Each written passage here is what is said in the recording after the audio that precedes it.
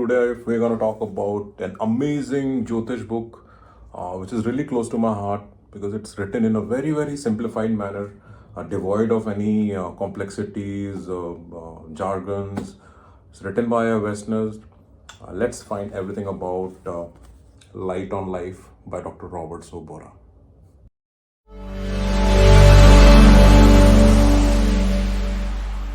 A little bit about me. My name is Saurabh Manoth. I'm the founder of the Astrology app, and I'm passionate about Jyotish.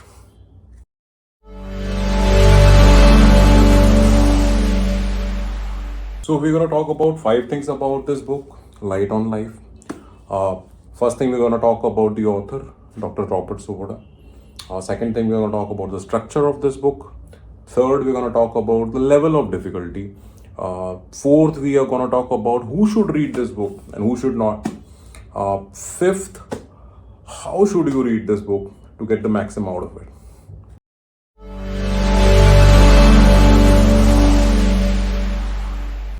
So let's talk about the author first, Dr. Robert Svoboda. He has written many books. He is quite well known for his work on Jyotish, the Agora trilogy that he has written. What I like about his writing style the most is his ability to write very complex theories in a very simplified way. So here today we are going to talk about his book, Light on Life.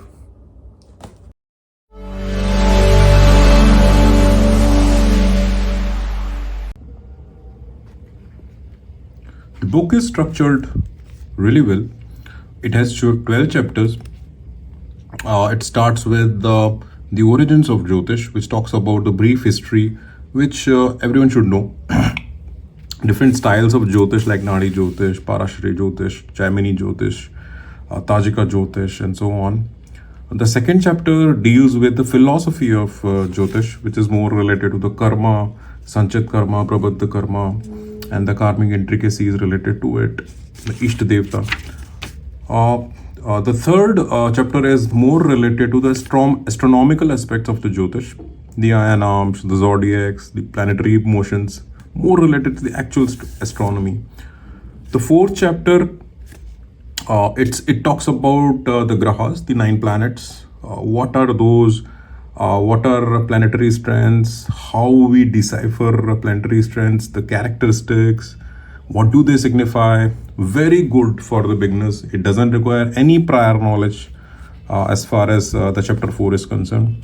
Then chapter 5 is all about the Rashis, 12 Rashis, and the constellation characteristics, the divisions. The 6th chapter talks about the bhavas, the houses, 12 houses, how are they structured, what are Dushthanas, Upchaya house, Marakas, Kendras, Trikon, and everything about it. Very well structured.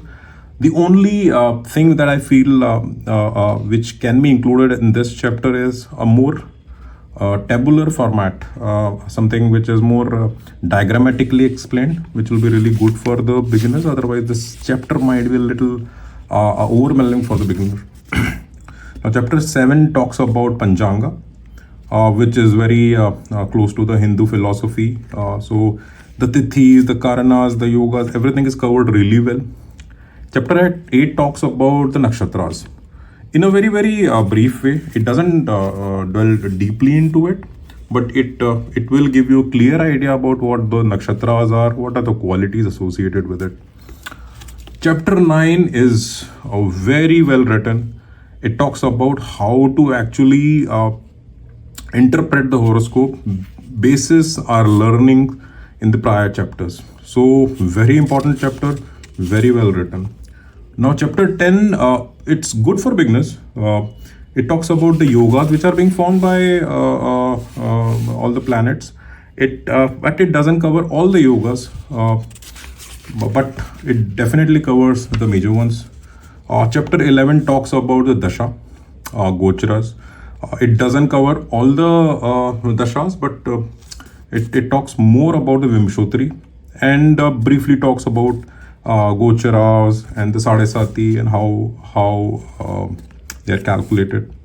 The final chapter, chapter 12, talks about the example charts. charts of eminent personalities like Indira Gandhi, Albert Einstein, and so on, which will help you understand how these charts are deciphered basis their actual life.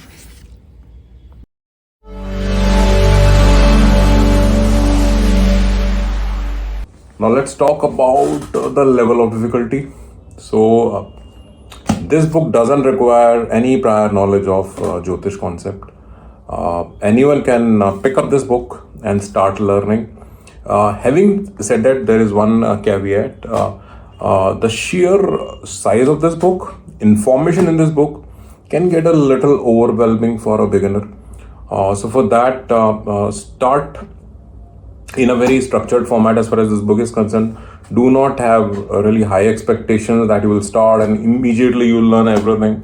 This is something which will grow on you slowly. You will slowly learn, and so definitely it is for the beginners.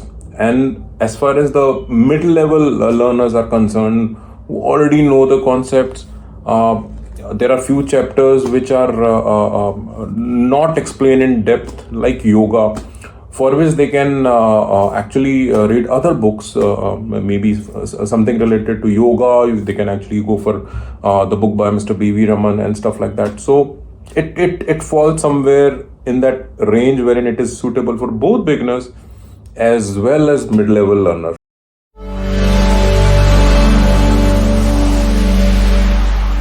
Now, how should you read this book? Well, this is not your typical book which you will start learning and complete it and you will know everything about it. This is typical of all Jyotish books, that you have to read them regularly, read the charts in parallel, then again find out concepts in the book, then again read the charts, relate it.